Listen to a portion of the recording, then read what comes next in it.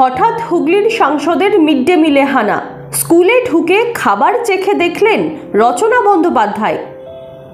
ইংরেজি নববর্ষ উপলক্ষে বৃহস্পতিবার চুঁচুড়ার বিভিন্ন শিক্ষা প্রতিষ্ঠানে উপস্থিত হয়ে সকলকে শুভেচ্ছা জানালেন হুগলির সাংসদ রচনা বন্দ্যোপাধ্যায়।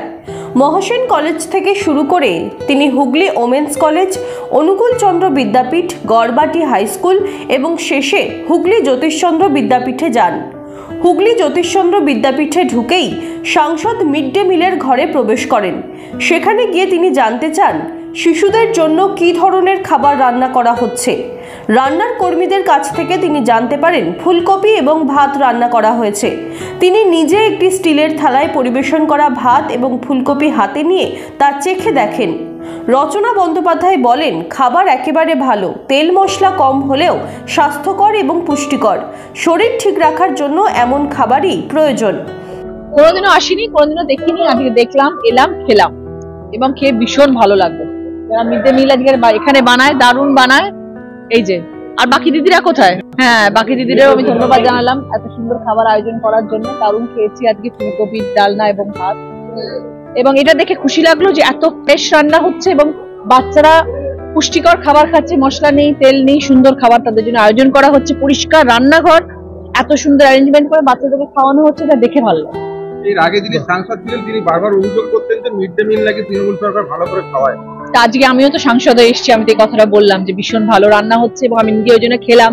যেহেতু মিড ডে মিলের স্কুলে এসেছি ওই জন্য আমি খেলাম, দেখার জন্য যে খাবারটা বাচ্চারা খাচ্ছে খাবারটা কেমন, এবং সেটা অসাধারণ একটি ভালো খাবার, এবং এরকম খাবারই খাওয়া উচিত নিজেকে সুস্থ রাখার জন্য, তেল মশলা ছাড়া খাবার। 5 বছর আগে ঠিক এরকম সাংসদ হওয়ার পর একদিন হঠাৎ ভিজিটে এসে লকেট চ্যাটার্জি পেয়েছিলেন নুন ভাত। আপনি 5 বছর পর সাংসদ হওয়ার পর ভিজিটে এসেছেন, কি পেলেন?